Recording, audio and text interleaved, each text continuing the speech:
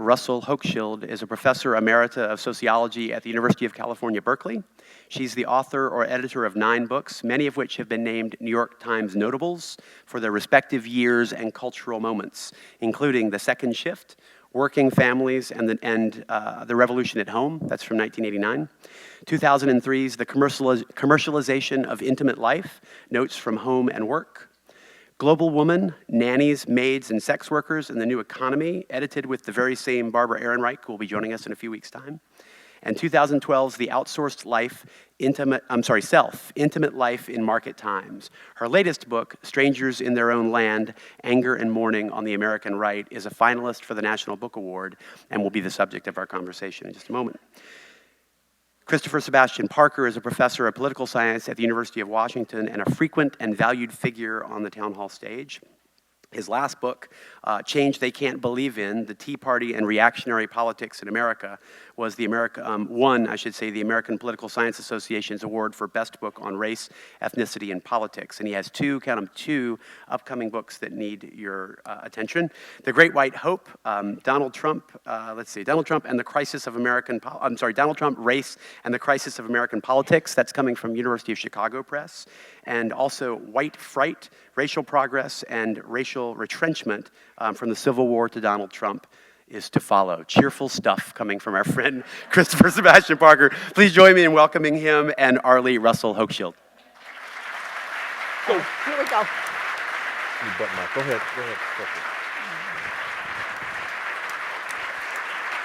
Thank you.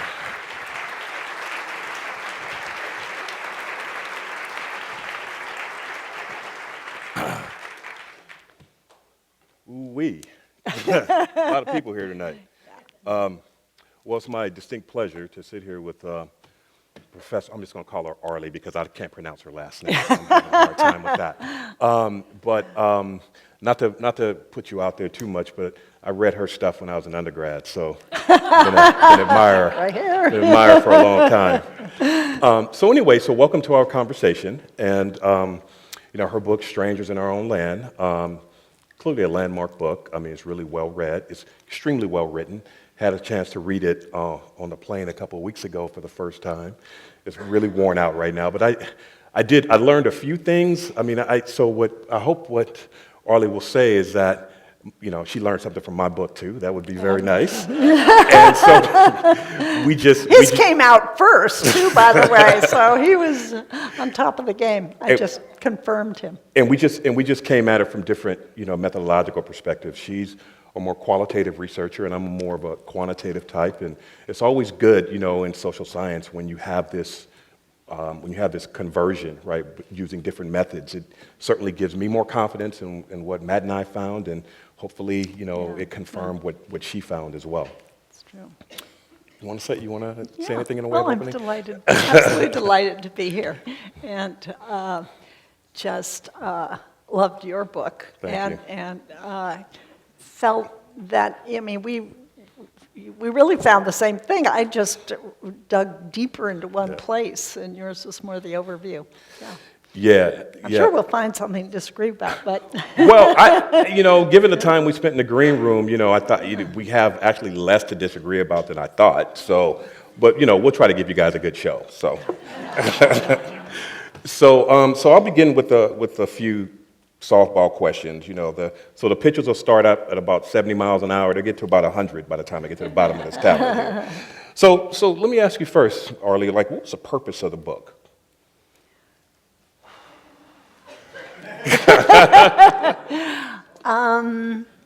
The purpose of the book actually shifted on me a bit. In 2011, I had a moment in the sociology department in my office at UC Berkeley, and in this kind of blue bubble, and realizing that there was a big split, that so many things that I wanted to see happen and I've written about over the years weren't going to happen if nobody believed in government, if the government instead of being part of the problem, not the whole, part of the solution, not the whole solution, but if people didn't see it, if they saw it as the enemy, oh man, nothing could happen really. So I thought, I better look and see what this is, this growth of the right. So that was the first purpose. So what's going on? I don't get it. And then what I realized is that nobody I knew kind of knew anybody who was really hardcore Tea Party either, and that I was in a bubble.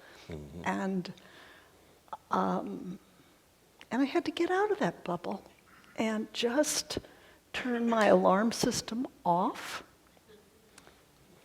You can do it. You can turn it back on. And try and climb an empathy wall into another world, another truth, people who live in a different truth.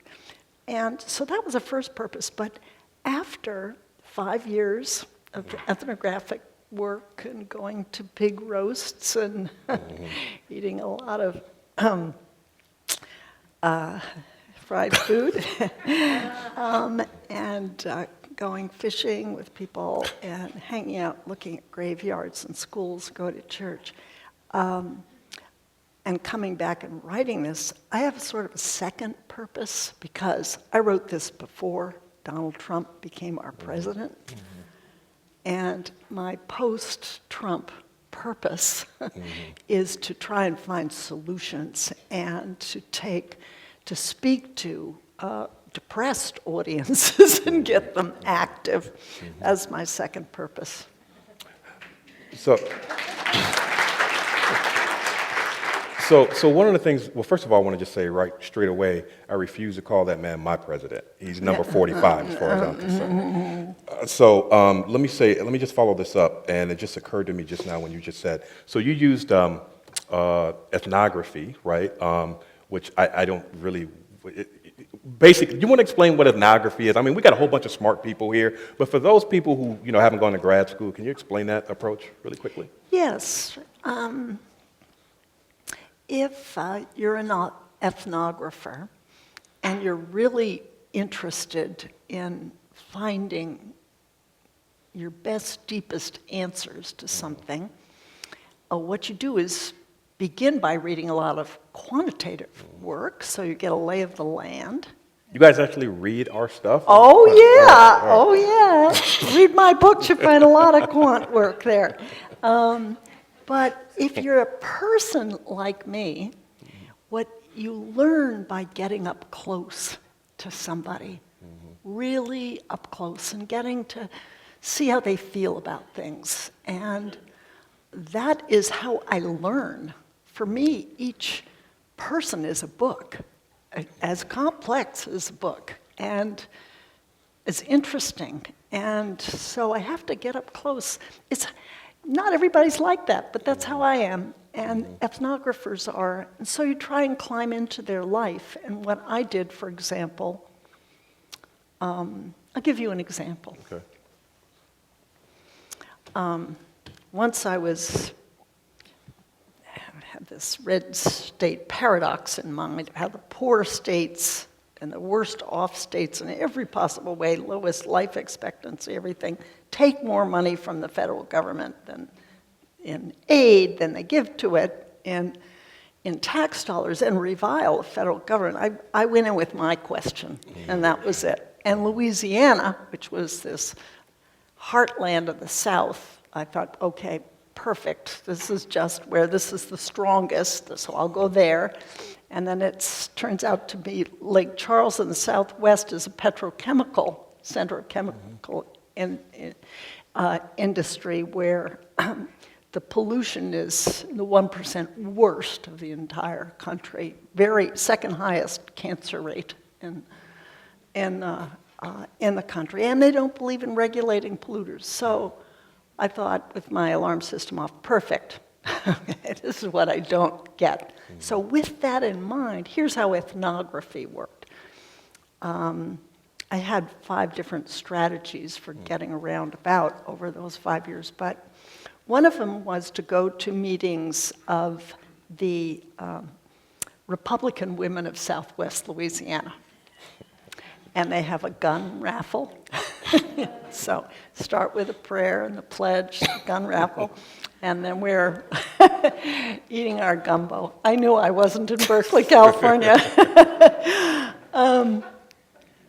And so you're sitting around with 8 people, women, and one of them said, Madonna, her name was, I love Rush Limbaugh.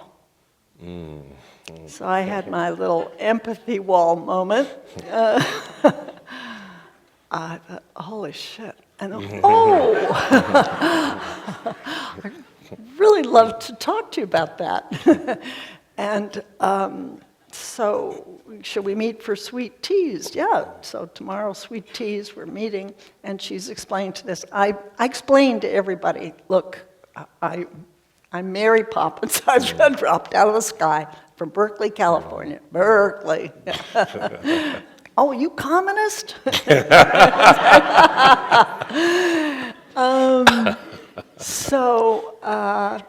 I would say, yeah, and I'm worried about the divide. You'd get a head nod. Okay, the divide. And then, and I feel like I'm in one bubble, but you're in another, and so I'm here to write a book about your bubble. And people say, okay, y'all come, okay. You set them straight. You know, your people don't understand us, and they think we're all backward and prejudiced, and you set them straight. That's I'll write what I no promises what I'll write. But so I meet Madonna, and I ask her, well, so what is it about Rush Limbaugh that you like? And, oh, he is my brave heart. So, about what? Oh, he hates feminazis. And I thought, I hope she hasn't Googled me. Second shift. But she, you know, and so I'm listening, and I'll ask her, well, what is a feminazi? Oh, it's a hard, cold, tough, you know, hates her kids, me first kind of person. I thought, whoa, I don't like that kind of person either. And actually, privately, I thought it's a little like Ayn Rand and you know, these iconic books of the right. But so I'm listening, and then, well, what else do you like about him? Oh, he hates these environmental wackos. Well, what's an environmental wacko? So I'm like that, you know. And then she said, I know you don't agree with me. Is it hard for you to hear what I'm saying? And I thought, oh, she's watching. And I said, actually, to tell you the truth, it's not hard. I have my alarm system off. I'm not here to tell you about me. I'm here to learn about you, and you are really doing me an enormous favor, for which I'm very grateful. And I'm learning a lot. I'm already learning a lot. And then she said, oh, I do that too. I do that with my kids. I can turn my alarm system off. And I do that with my parishioners. She turned out to be the wife. She's a gospel singer in a Pentecostal church, and her husband, mega church, 700 parishioners, and he was the minister. And so she, so I do that, and so okay, so you know what I'm doing here. And then she said, you know why I really like Rush Limbaugh? I said, you know what? Really, the truth is, he protects me against people like you who think that we're backward and stupid and racist, sexist, homophobic, and fat. She was a large woman, but she was an extraordinary singer. She invited me to her church, and at the service, her husband, there was on a Thursday, the plants empty out on a Thursday around 7 o'clock, so they waited till 7:05, and all these parishioners that had been, that are workers in the Sassol and Phillips 66 and are sitting there. And her husband said, "Oh, we have with us today Arlie Hochschild, who's come to find out how we Southerners think." And then I thought, my 700 people, you want to have an ethnographic at it. Sort of luck is what it was. They came up, people say, "Oh, are your folks anywhere near Stockton?" You know, we get in our camper truck and visit kin. So a lot of people, that was one way that I did, but that's how I learn, is close up. Thank you. So another question I want to ask, about two concepts that you introduce in your book, keyholes and line cutting. So can you please elaborate on what is a keyhole in this context, and why you chose environmentalism because I can think about several other keyhole issues, if you will. So why environmentalism as your keyhole issue?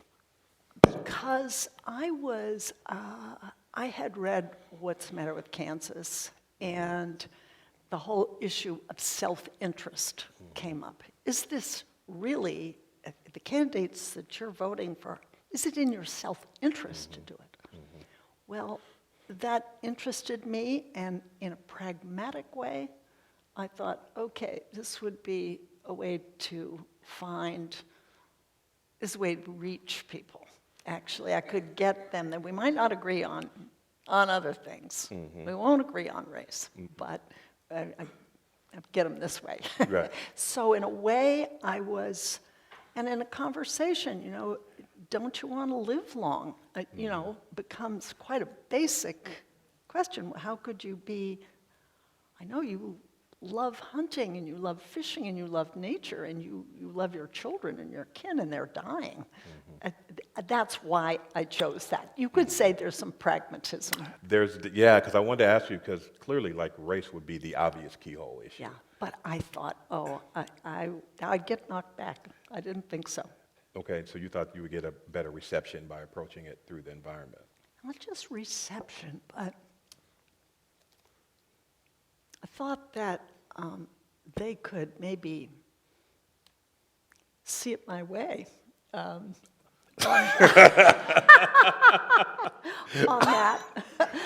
that issue. I mean, so as a starter issue, you could say there's some pragmatism. It was a starter issue. Okay, because that was the first thing I thought. I'm like, in the environment, I'm thinking, given everything that's going on, especially based on the research that Matt and I did on the Tea Party, race was a huge part of it, but it wasn't just limited to race. It was sexism, xenophobia, all these other things.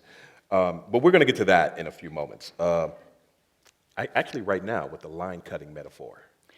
Yeah, well, here's the thing. I listened to them talk, and I thought, what do I have here? There's a stack of attitudes that people are telling me, and I'm absorbing. And as an ethnographer, what you are is really a sponge. And then you go home and you try and put it together and think, okay, what's this adding up to? And what, for me, a basic approach was feelings. What are people's feelings attached to? How do you form a symbol? What is a symbol? When do things really feel hot and bothered, and when do you feel like that's you that's been destroyed or you that's been elevated? I got very interested in feelings, and all my work has had that as a kind of a focus. I'm a social psychologist, really. And so I thought, actually, underlying those attitudes is a deep story. And they've got theirs, and I think we've got ours. But the deep story, what is a deep story? You take facts clean on out of the deep story, and you take moral ideas out of the deep story. It's just what's left. It's what feels true about a salient situation. So what is their deep story? What do they feel about something really important? And what came up was that they felt, and you tell it like a dream, or in a language of metaphor, that you're waiting in line, as in a pilgrimage, and you face the top of the hill is the American dream. And you feel like you deserve that dream, and that you've worked hard for it, and you actually feel that you don't begrudge anybody. Isn't that interesting? Just pause on that one. I'm taking you inside a You're taking me self-perception. inside Southern white people's heads right now? Is that That's just what I'm doing. Yes, yes. Okay. Well, but pause Okay, for a okay, bit. okay. That's just what I'm doing. You can come right on back. But okay. yeah, It's uncomfortable. yes, yes, yes. But the feeling is of innocence. It's important for us to know this, I think. We're really going to be effective in this political moment. I mean, we have really lost big time. This is so serious. And we have to know, I think, what we're dealing with. And so, deep story is a sense of, gosh, the American dream is there, and they hadn't had a raise in 2 decades, and so the line wasn't moving. And then, in another moment of this deep story, they're line cutters. Well, who are they? They're blacks who, through federally mandated affirmative action, I was on the affirmative action committee at UC Berkeley, by the way, and am a beneficiary of it. So blacks and then women, even worse, 51% of the population are. So blacks now have access to jobs that have been historically reserved for whites, and women who now have access to jobs historically reserved for men. And then immigrants, undocumented, and for them, even the oil-soaked brown pelican, Louisiana's state bird, goes waddling up and sort of, it's cutting in line. And they said, oh, the environmentalists put animals ahead of people. They're animists, worship animals. So, and refugees, seen as cutting in. And then another moment of the deep story, and here's where I think your book is really important here. Barack Obama seems to be waving to the line cutters. Oh, he's their president. Oh, he's the president of the line cutters. In fact, isn't he a line cutter himself? Many people told me over and over again, how did his mother, a single mother, afford a Harvard education, afford a Columbia education? I could never do, nobody I know could. Must be rigged. So then it goes, no such thing as scholarships for brilliant students. They go to a rigging place. And then, then they began to feel, well, who am I? I'm never going to get ahead. They're not looking in the back of the line. They're just looking forward. And no history, too. There's an erasure of history. And then they feel a kind of final moment of the right-wing deep story that someone from the West Coast, let's say, someone highly educated, let's say, someone like me, I'd say, or you, I'd say, turns around. They're closer to the American dream, but turns around and says, you ignorant, Bible-thumping, ill-educated, redneck. And for them, that word is the ultimate insult, But worked hard and so on. So that is the I think, the right-wing deep story. And it's, as uncomfortable as it is, I think it's important to kind of just see what that feels like, and then to see how the distrust of the government derives from that. So you would say then that the distrust of the government sort of goes through this idea that their hard-earned tax money is being redistributed to people. Can I make that inference at least, that that's part of their problem? Yes, that's right. That's right. By the way, after doing developing this deep story, I went back to people. People said, "Oh, you read my mind. Yeah. Oh, I live your metaphor." And others then would say, "No, you don't have it quite right," because the line waiters, the waiters in line, are paying taxes to support the people who are cutting in line, and the government has been the author of this. So it's kind of affirmative action gone amok, is the short version. So were there any, so two things. So what were your findings ultimately? Like, what did you ultimately conclude? And beyond that, were there any surprises? Oh, wow. Well, let's think. The deep story was a discovery for me. I didn't know they felt that way. I didn't know why they felt the way they did. But so. Wait a second. Let me press you on that. Did that change the way you felt about the people or the types of people you interviewed? So did you go down there with one? So we all kind of know what it's like to be a social scientist. One has to be objective, right? But when you are conducting these interviews, I mean, you're a human being, right? So you're sitting there in front of these people and you're hearing their story.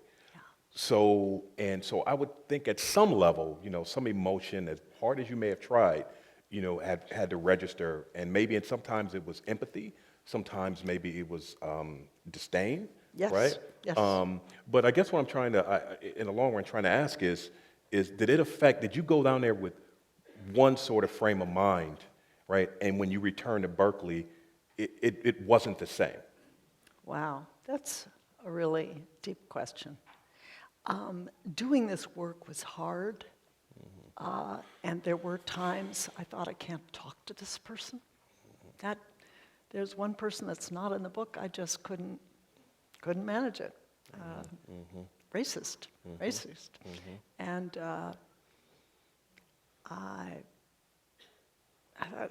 I can't climb the empathy well here. I can't do it. And one part, toward the end of this research, Donald Trump came for the primary rally in New Orleans, and I went to that rally with a Tea Party member, and it was 6 hours in the car. And, where she was talking at me, because, you know how some people don't want to have their views challenged, and so they fill it up with words, like cement, and so I had to receive words for 6 hours. It was hard. It's not easy, all fun, nice people. They are, some of them, capable of great empathy and maturity themselves, and complexity. That was, you asked for surprises. I didn't expect that. And so, I developed emotional respect for certain of them, very much so. But this woman, so it calls on your capacity to be patient. But toward the very end, I have to say I had a flight reaction. I was staying with one of them, and I just couldn't get out of there fast enough. Once I saw Trump, I thought, oh man, I'm in deeper than I thought. Whoa, yeah. And we're going to get to Trump here in a few moments. I know that's one of the things a lot of people came to hear, like how does this feed into the current political moment? And I just want to alert you guys as an audience. So we're supposed to have a 45-minute conversation. We're getting ready to bump up against that real soon. And so the balance of that was supposed to be devoted to Q&A. I just want to let you know I'm cutting into your Q&A time probably, okay? just want to let you know. It'll go from 30 to maybe 20 minutes, so. All right, so the last thing on this first bank of questions I want to ask is, where does race fit into the deep story? Oh, big time. I think it is really at the basis of the deep story. That is the first line cutter. And it was so interesting. Race was all over the place, just physically. I mean, if you just looked at the names of, of the parishes and of the banks and the freeways, and actually in one of the people that I met who was an environmentalist, and I had asked him, he said, oh, I have a lot of friends who hate what I do. I said, can I follow you around and meet the people who hate what you do? Which was really, it took me into central Louisiana. He lived in the back of beyond in the woods in Longville. And he said in 2010, there was a cross burning. 2010, not that long ago in Longville. And there were some road workers, there was road repair, and they had a camper truck or a unit that they sat down on the ground to live in while they were there, so they wouldn't have to commute. And so there was this burning, and federal troops came out and arrested the men, 6 men. So, yeah, race is really there. It isn't, see, one of the surprises, too, is that it wasn't race as I expected it, though. There were some surprises to it. I was a civil rights worker in 1962. This is before you were born, I guess. Yeah. And in Vicksburg, Mississippi, my husband and myself. And that was a difficult year. There were 3 civil rights workers murdered that year. And then it was just so blatant and just so clear, and people would yell epithets at the house where we stayed, nigger lover, and so on. So I never encountered those whites there. I was working with blacks, and but I got a sense of the intractability of this and the clarity, as I imagined, in their minds of this. But when this is what's interesting about Charlottesville. I went back after Charlottesville to say, let me check out race. What's the deal here?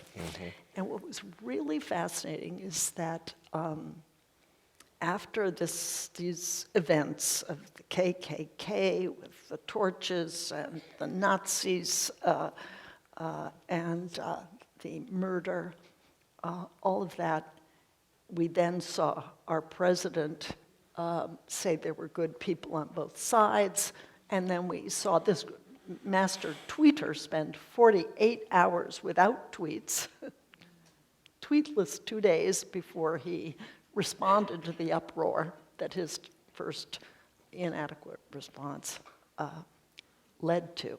So we are in the hands of clearly a racist president. So I went back. What did you think, I would say, of Charlottesville?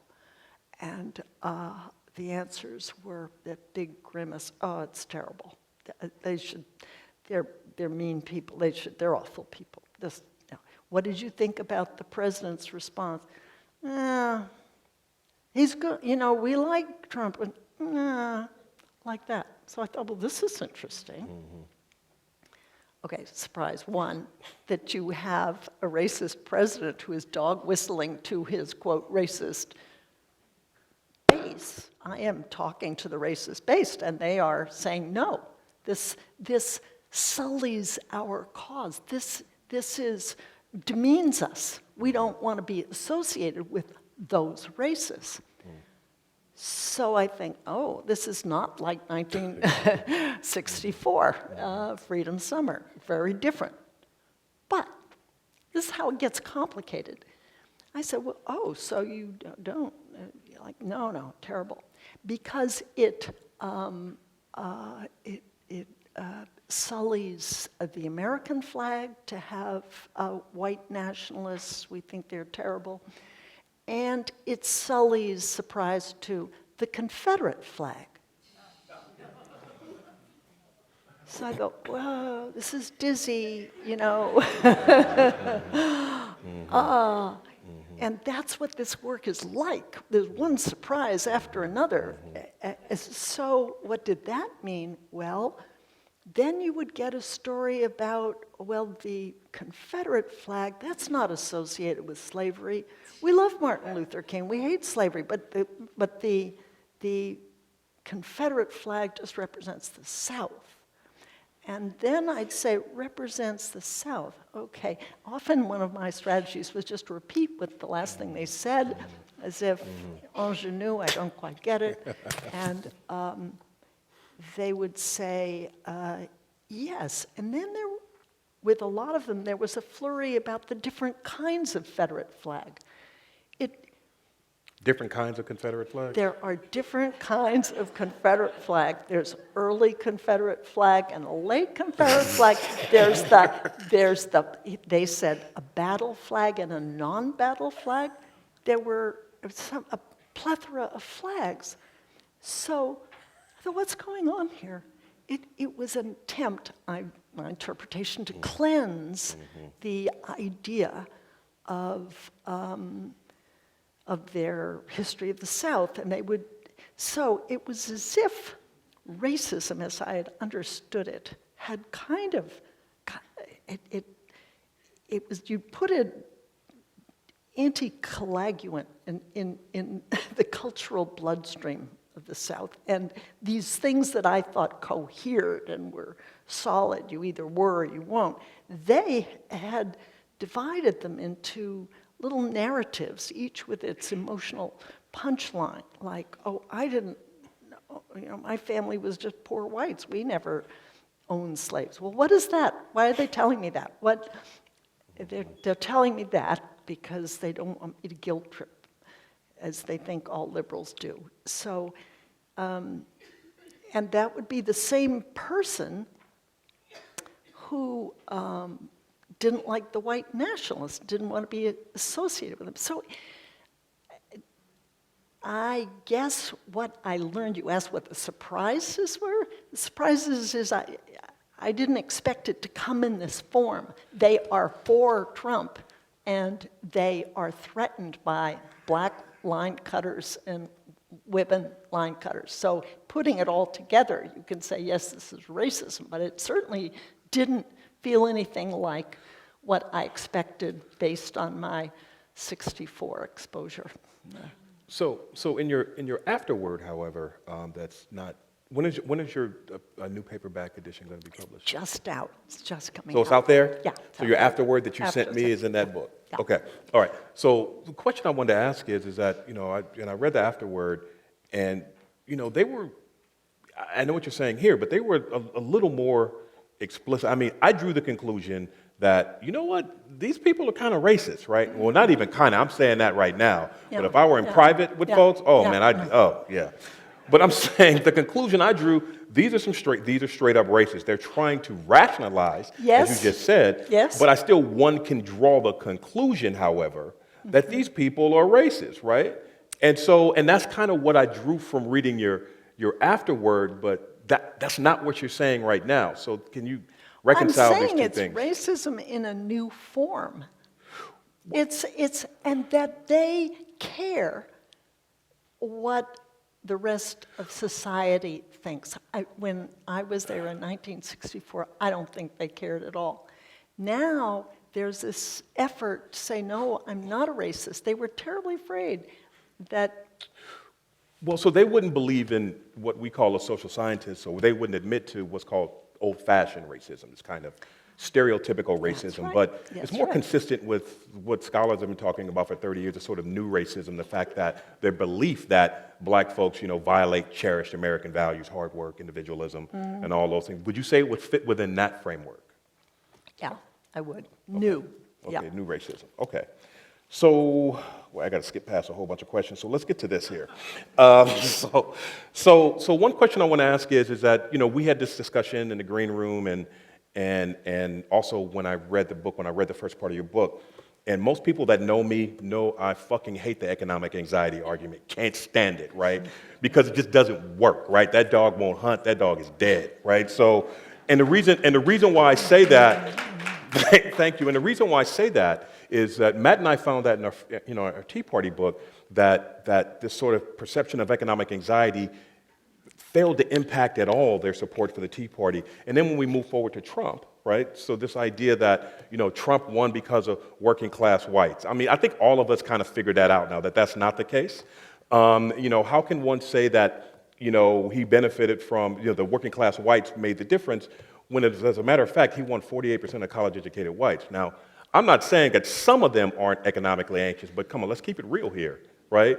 College-educated whites, I don't think that they're economically anxious. And even in the green room, you were telling me that you were dealing with the, what did you say, the elite of the... The elite of the left behind.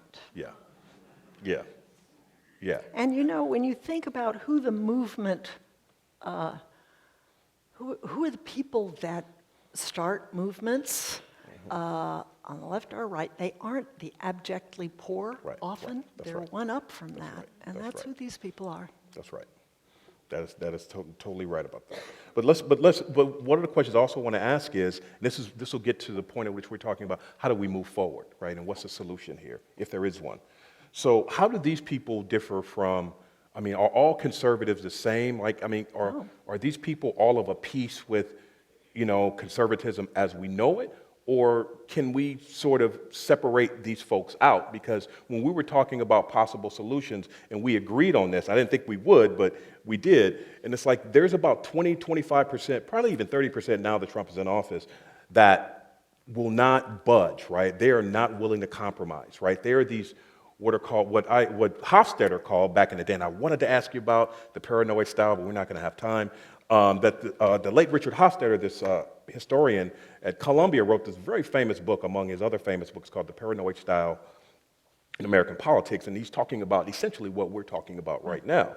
And one of the things he said was, like most people think about fundamentalism, they associate it with religion of some kind, right? It doesn't have to be associated with religion.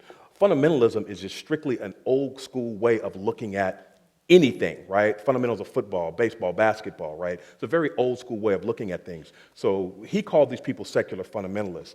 And I tend to think that these are the same kind of people. So, and in our research, Matt and I's research and continuing research, what we find is that an establishment conservative will tolerate change, right? As long as a change is somewhat productive, they will embrace social change if it is productive, right? But they won't, but they'll embrace it only to the extent that it won't lead to revolution, right? So they prefer evolutionary, slow, organic change to revolutionary change. That's one of the reasons that, that's one of the things that Edmund Burke wrote about way back in the day on the French Revolution. If the ancient regime had made some concessions, they wouldn't have got this revolution. And so I think present-day establishment conservatives kind of feel the same way, whereas these establishment types these reactionary types have a more Manichaean worldview. It's good versus evil. That's why it's so difficult for them to compromise. They see compromise as capitulation to evil, right? And so what I thought when I read your book, these are the same people that I'm seeing right now.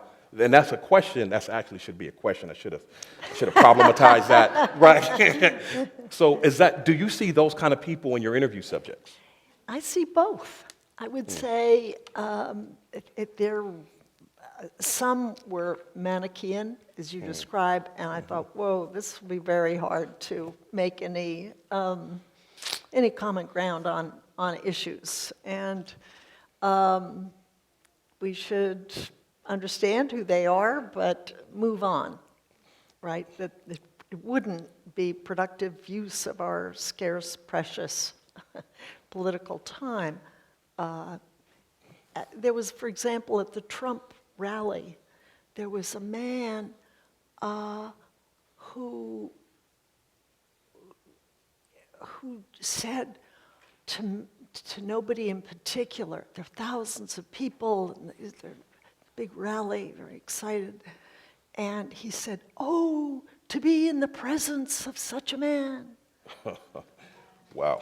So there, I felt, and I've written about this elsewhere, an op-ed in the Boston Globe, that really, while Trump has violated virtually every moral precept of the religious right, he tapped into a kind of belief in the rapture. You can do that. That's the paradox. And this man saw him as being raised up in a secular rapture. Oh, wow. So you're not going to have a crossover talk with that guy. Okay. Right.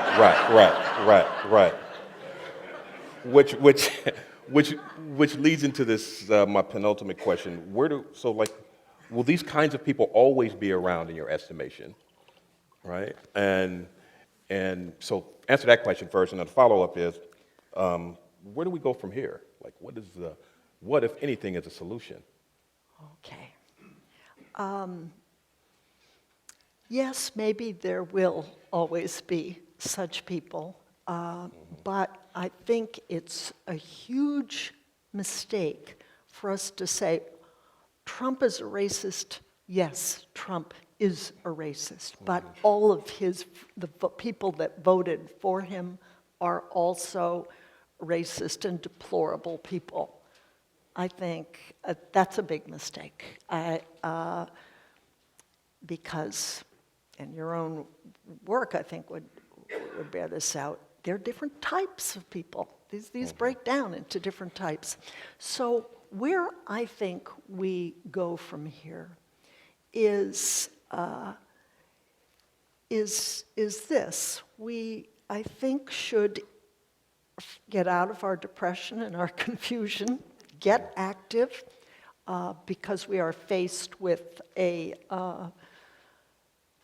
moment so momentous that it's hard to know what to compare it with. The Civil War itself, I think, is really serious, and we have to devote time and attention to this, all of us as good citizens. It's my own personal belief. And that there are 4 important pillars of activism. The first, in lots of different ways, address ourselves to the importance and defense of the principle of democracy, checks and balances. I think that these pillars are being kicked at, the whole independence of the press and the independence and legitimacy of judicial system. So that's the first thing. You don't need to talk to anyone you don't agree with in doing that.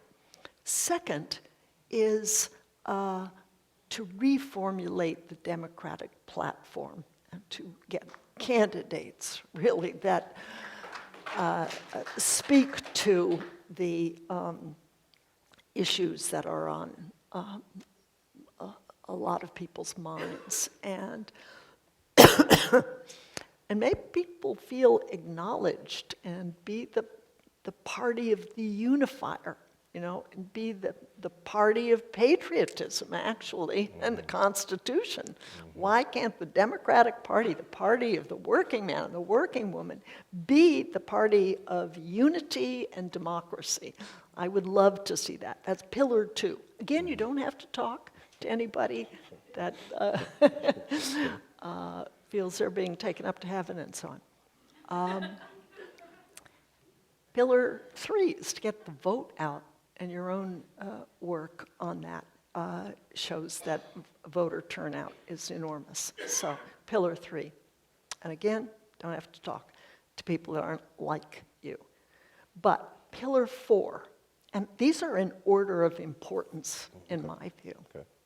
1, 2, 3 come first. But in addition, I think, and coordinated with the first 3 pillars, we need a 4th pillar that will help us actually with the first 3, which is to reach out to certain subgroups in the Trump camp. And I think of what is by some estimates 6 million, and by other estimates 8.5 million people who voted for Barack Obama in 2012 and then switched to Trump in 2016. I think you could have some very good conversations with this group, and it'd be a mistake to smear them and sneer and say, oh, well, you voted for him, I'm giving up on you. And the one out of 3, you would know this better than I, but it's either a quarter to a third of white voters who voted for Trump, but would have voted for Bernie Sanders if he had been the candidate. I found a lot of liking of Sanders among these super right-wingers. Wouldn't that be an interesting conversation? So I think Pillar 4 can strengthen the work going on in Pillar 1, 2, and 3, and we need to be coordinated as in a loyal opposition until the next time we get to vote. Okay. Yeah. So can I?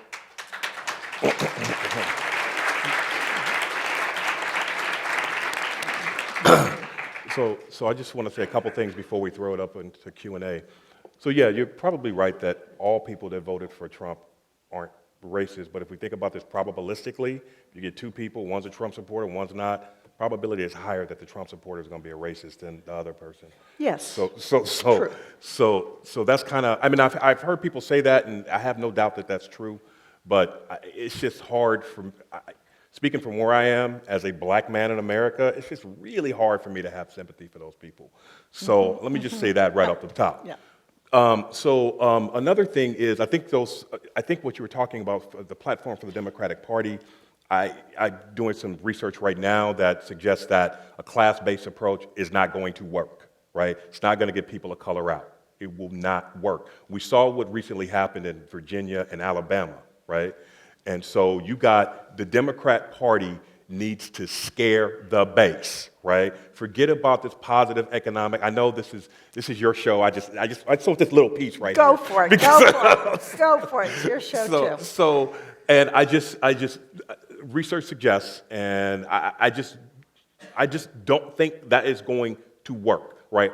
A clear economic message, that's not going to work for people of color. They tried that the first time this was tried, trying to coalesce people around class, across race, happened with the People's Party of the late 19th century. White planters came in, played the race card, done, right? We essentially, as black people, were written out of the New Deal, right? That's another time, right? So I'm very skeptical about this approach working. But we saw that, the identity politics play out well and redounded to Democrats' advantage in Virginia and Alabama. Now, whether or not that can be sustained is an empirical question, but I think we should at least try that approach. And third, I do believe in the framing things as patriotic, about an appeal to American identity. I think that a more durable, like you have these establishment conservatives that I mentioned earlier, they are more likely to put country before party, right? I show that in my own research. Other people have shown that in beginning research. That sort of framing actually works. And a durable coalition, I think, can be fashioned from framing these progressive policies in the context of American identity as who we are. May I ask you a question? Yeah. Okay. Reverend William Barber II, I've heard him speak in New York and was blown away, of South Carolina. He's the Moral Monday North guy. Carolina, yeah. And he has organized 30 cities, and on next Mother's Day, to have demonstrations for poor children across the U.S. Mm-hmm. What do you think about that?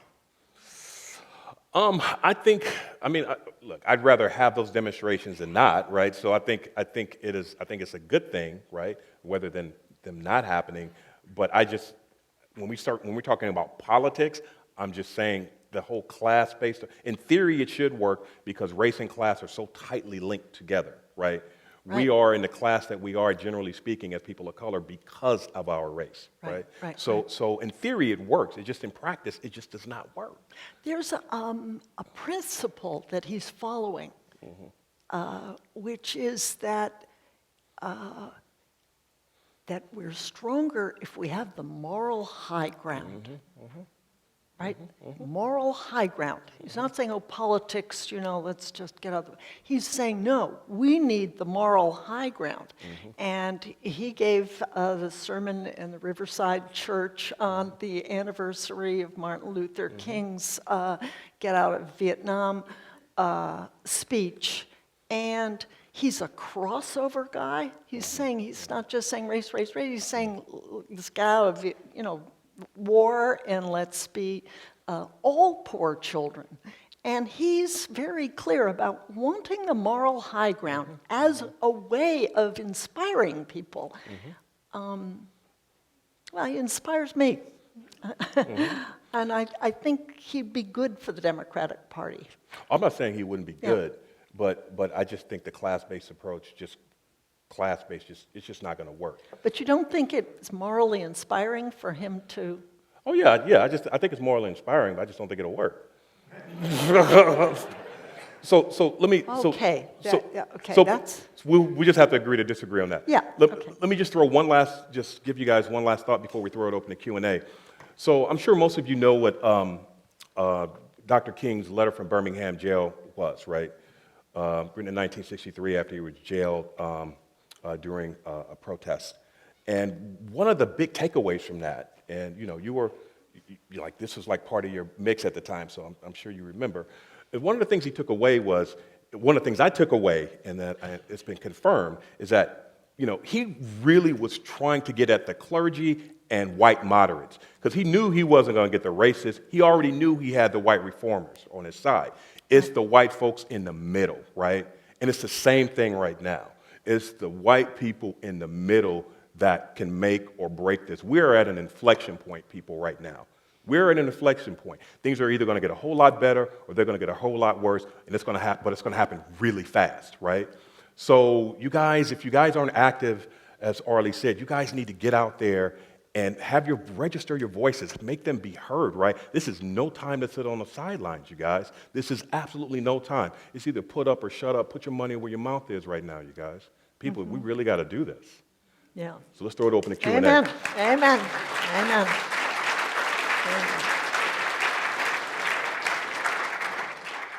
Okay. So I just want to make a quick reminder for questions. Just make sure you have your question in the form of a question, and make sure to use one of these microphones so that we can catch it on recording. Thank you. Okay, you want to go first? So my name is Atusa. I really enjoyed your conversation. It was really inspiring, and I was live tweeting it. So I wanted to ask you guys both a question.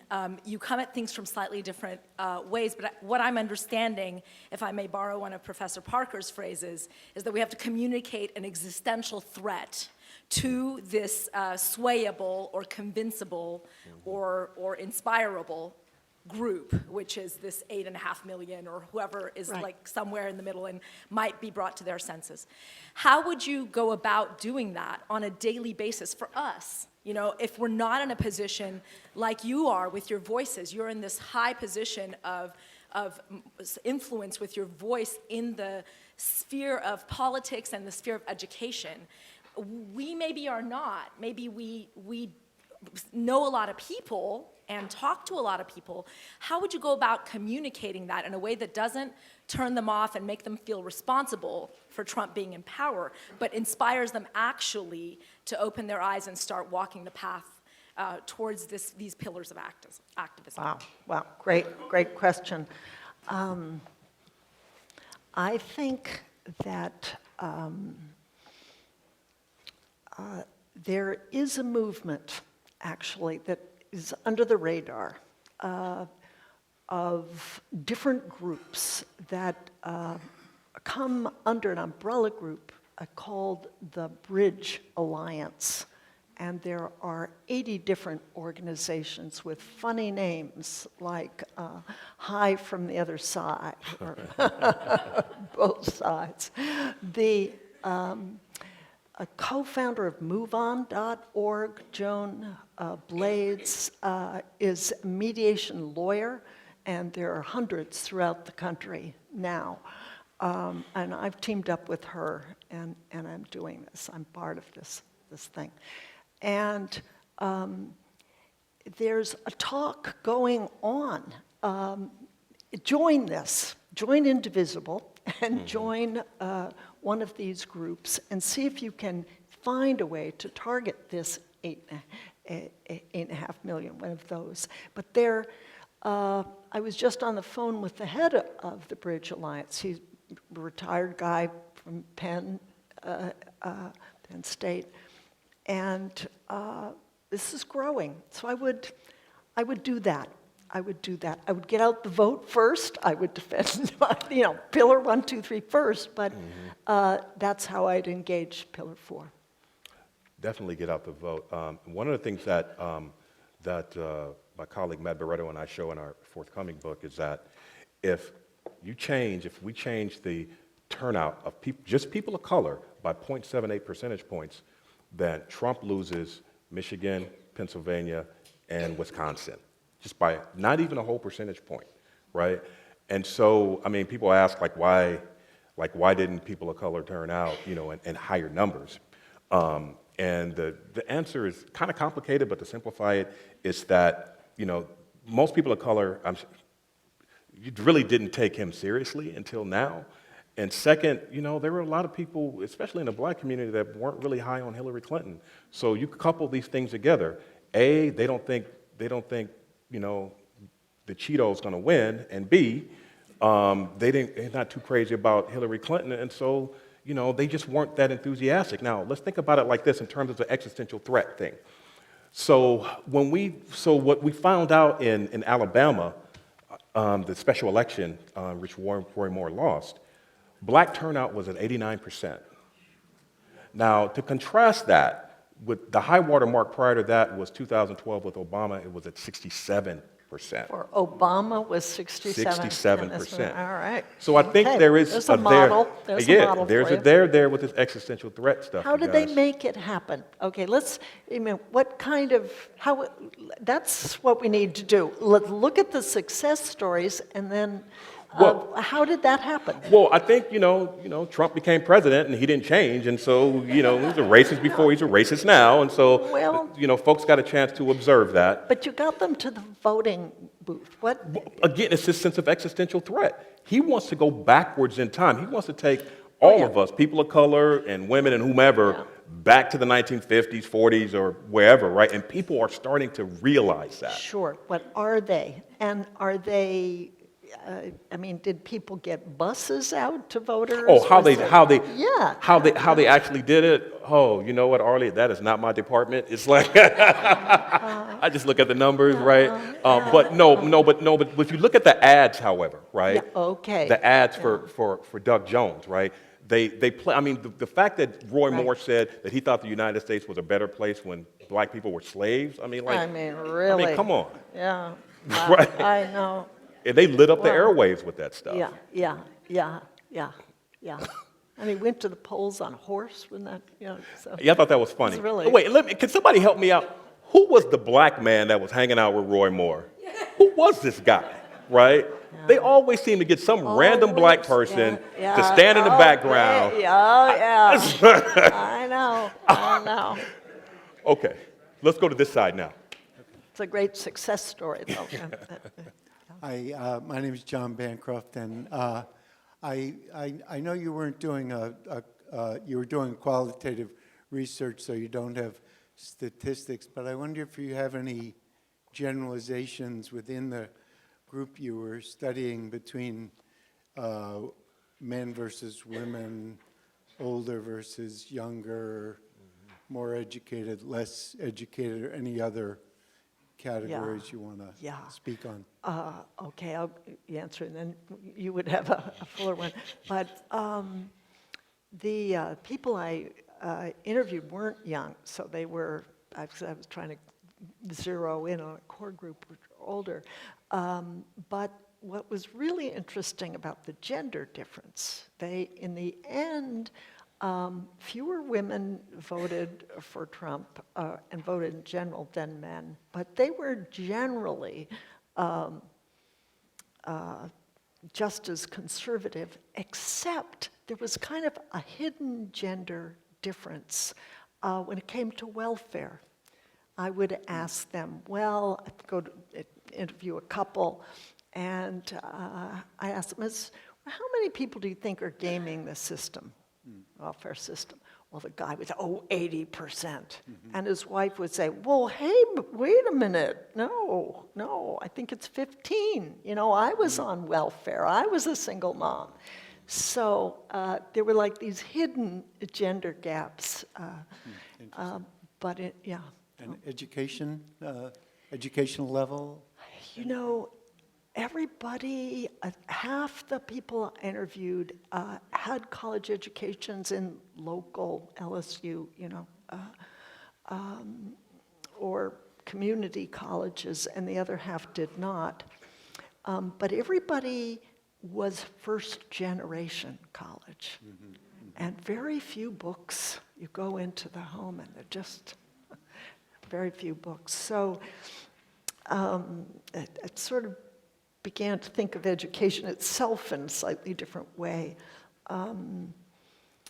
And I wouldn't say I noticed a difference, by maybe more Manichaean types among the most religious people that I met were high school educated. Yeah. Okay. No. Thanks. Yeah. Let's swing back over here to our right. How does your group relate to something that's bothered me, whether loyalty is more important than truth?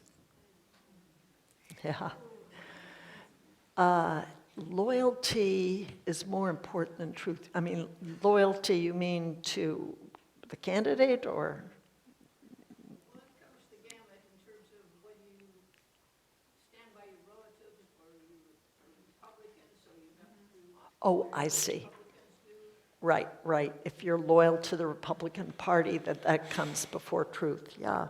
There's a lot of bending of the truth and not looking at the truth. And, when I went back after the book came out, and I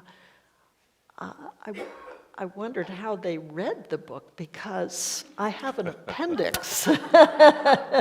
And in Appendix 3, it gives the truth, based on labor force statistics from the Department of Labor, or the Bureau of the Census, and really they would say, things like 30% of all workers work for the federal government. It's 1.9.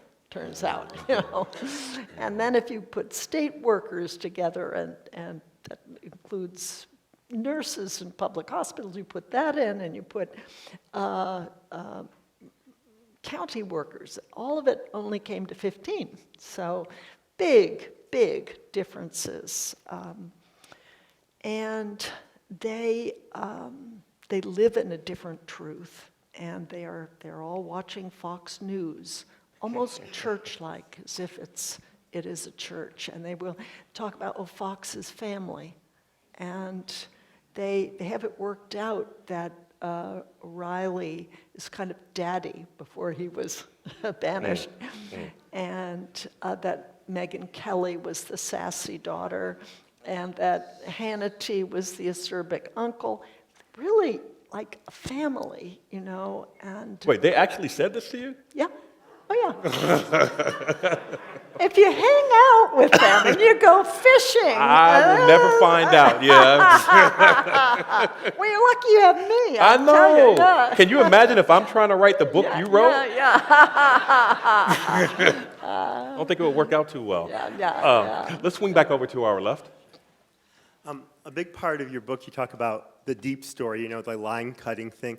Wouldn't you say there's also deep stories, though, for the left that are really alienating for the right? Like, I think the big deep story for the left is like white racism, that, you know, all these problems are all rooted in white racism. And then that deep story is so alienating to a large majority of the white population that when they hear people like Limbaugh and Trump or whatever, they may not always be in agreement with them, but they're like, at least they're not blaming us for whatever, and that this deep story of the left is so alienating to such a large, when you have the majority of the population being kind of the, you know, the victim, you know, not the victim, you know, being, you know, the deep story on that side, how do you bridge that? And I just see that that deep story of the left is as alienating to the right as are that deep story on the other side.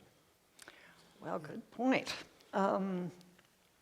I think I'm less actually sure of it, but my picture of the deep story of the left is this.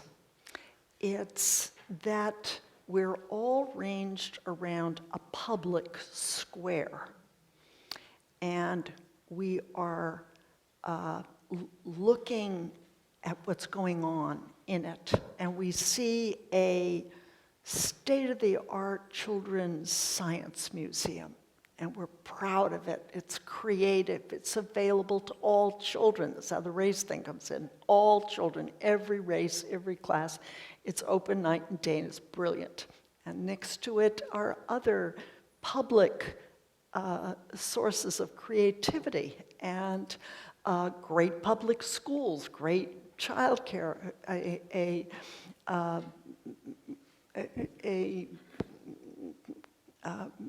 beautiful park, we're conserving beautiful plants, and we're proud of it. It isn't big government does everything, but there is a commons. It's an incorporative Statue of Liberty model, and it's we pay taxes happily for that because we believe in a kind of public incorporative life. And some of us have built that through nonprofits or volunteer activities. Anyway, another moment of the left progressive deep story. In comes a backhoe, and it goes deep, and it builds into the very foundation, the concrete of this state-of-the-art children's science museum. And it takes that concrete and out of the public sphere and builds a McMansion for the 1%, you know, in some gated community. And it feels like a theft of something that's incorporative and good by a selfish 1%. We're furious at that. So race is part of a larger, I think, concept, a Statue of Liberty concept. I think that's our story. Okay, let's swing back to our right.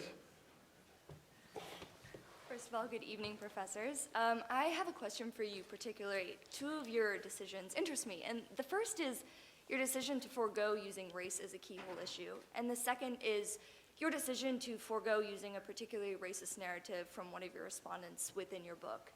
So my question to you is, after seeing the results of the 2016 election in which afterward, you know, this idea of cultural anxiety became very prominent and ultimately decided as, you know, the correct explanation for what happened, do you feel as if those decisions denigrated or clouded what you conceived of as the deep story of the South?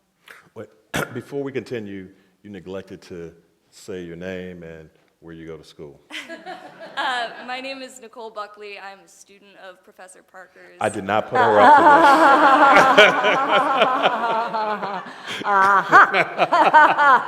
Plant. No, it's a great question. I did write this book before Donald Trump was elected, and before race loomed large, you know, when it, in a way it has. And I was very scared. It feels to me still a miracle that I could do this, you know? And if I were to begin, hey, you racist, you know, there would be no conversation. So that's a pragmatism too. And you were asking why pick the environment. I thought, okay, there's a pragmatism to it. Okay, this will be something that they'll see why I'm wondering why this isn't in their interest. So it's a kind of a pragmatic decision, but read the afterword to the paperback where I talk about their response to Charlottesville. It deals with race. Yeah. Thank you. Thank you. Okay, let's swing back over to our left. My name's Tanya, and post-election, I wondered, how did we turn out in our blue bubble the way we are, and they're in their red bubble and their way, and never the twain shall meet? Would there have been an opportunity at some point in any of your interviewees' lives that they could have been transported out of Louisiana and have grown up with a different world, and they would not have ended up the way they are? I keep saying, please, can we have field trips to California and Washington, Western Washington, so that they can see what we're like. We're not monsters. And or as you get older, you're fixed in your ways and you can no longer make that transition or even understand. I love it. I love what you're saying. You know, I feel like we used to have institutional ways that mixed people of different regions and different races and different classes together. But now that voting so much reflects region, class, race, we need to make new ones. We used to have the compulsory draft. That Bingo. for men. Okay, yeah. First book. Yeah. and we used to have strong labor unions that did this for workers and public schools. Was the whole idea of that.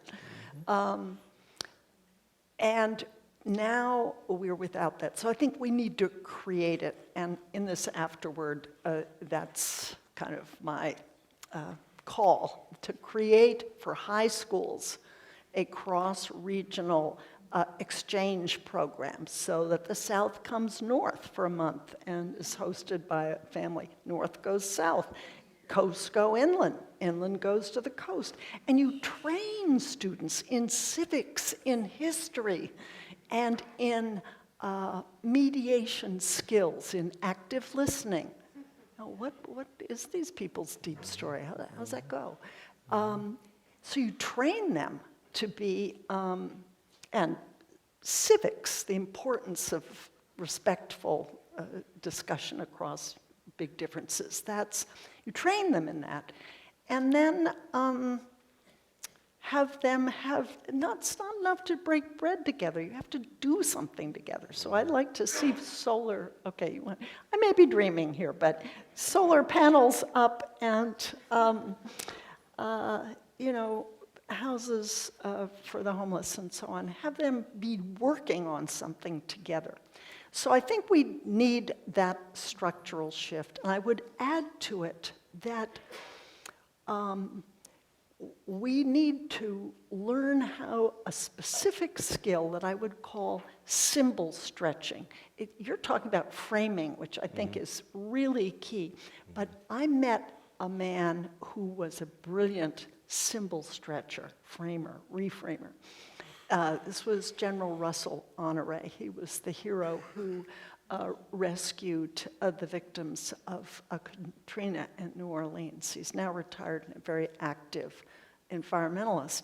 And I watched him talk to business people who didn't want to do anything about pollution. And here's what he would say. He'd say, well, I was looking out this morning at Lake Charles. Oh, by the way, businessman, freedom.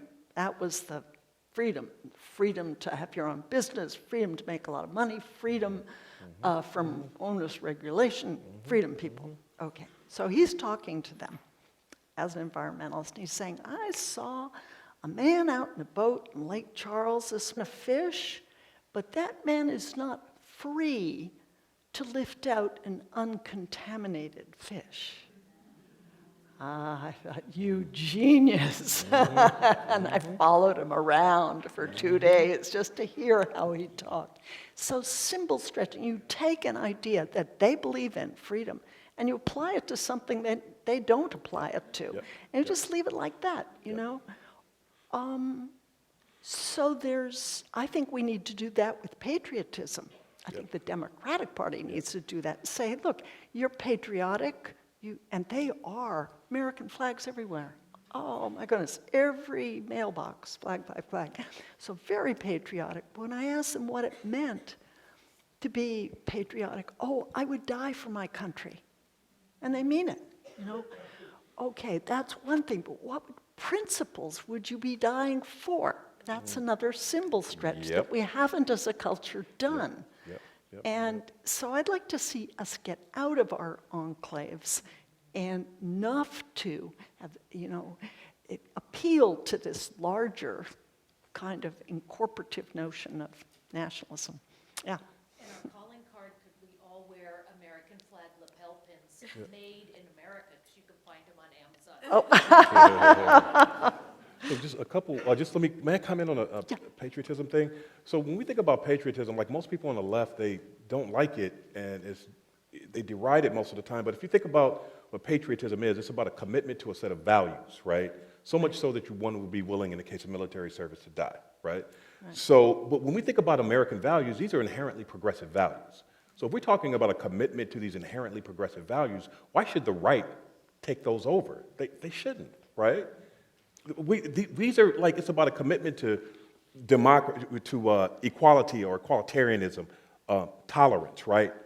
Freedom, right? When most oppressed groups think of freedom from oppression, right? But as Arlie said, you know, when it comes to businessmen or mainly white men, it's about freedom from government, right? So it's about, once again, it's about how we frame these things, right? It is how we do it. Right, and so the left needs to recapture patriotism. Why should we cede it to the right? The right has had it since the 1950s. It's time for us to take it back. Exactly. Yeah. Hi, I'm also a graduate of UW Political Science. John Wilkerson was my committee chair. But I now teach at Bellevue College, political science. And my question is sort of a pedagogical question, but also about civic education. And I don't know if you've experienced this with your students, but since Trump's election, there's been a lot more permission for students to say distasteful things. I also have a belief in education and a free exchange of ideas. So I'm wondering, how do you, in your classroom settings or with students, deal with when people are saying those kinds of things that sort of go against norms that we want to establish in our classroom or in our society, but still allow for some pushback, right? Right. So what do you do? Wow, great question. I'll answer, but then you too.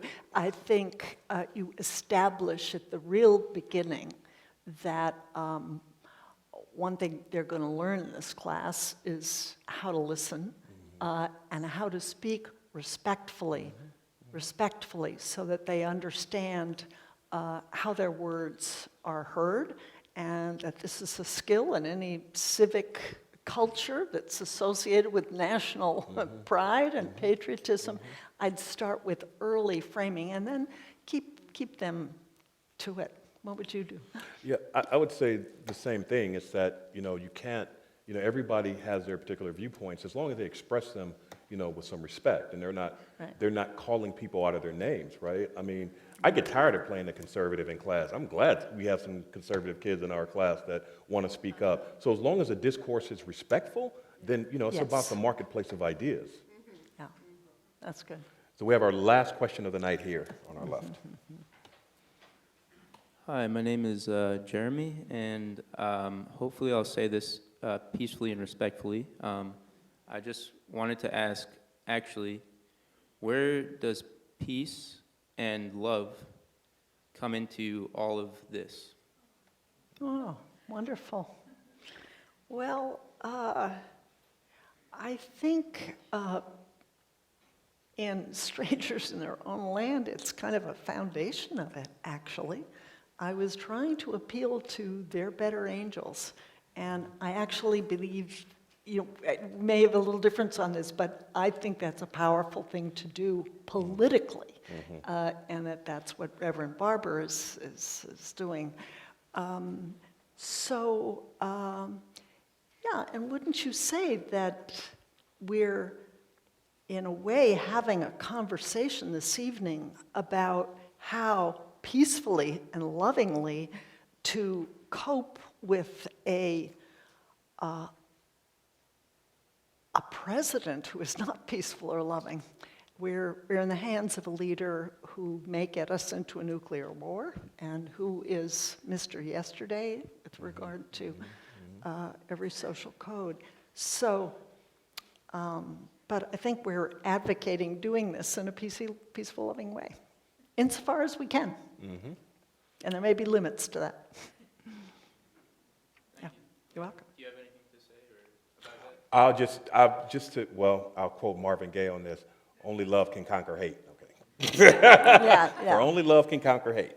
Yeah. So I do think there's room for this, but we need people like Arlie to be able to do that, because I know we all don't have that empathic capacity that she has to talk to people with whom we violently disagree. I think that is a splendid quality you have, and you know, hopefully we'll be reading more of your work in the near future. So let's thank. Thank you.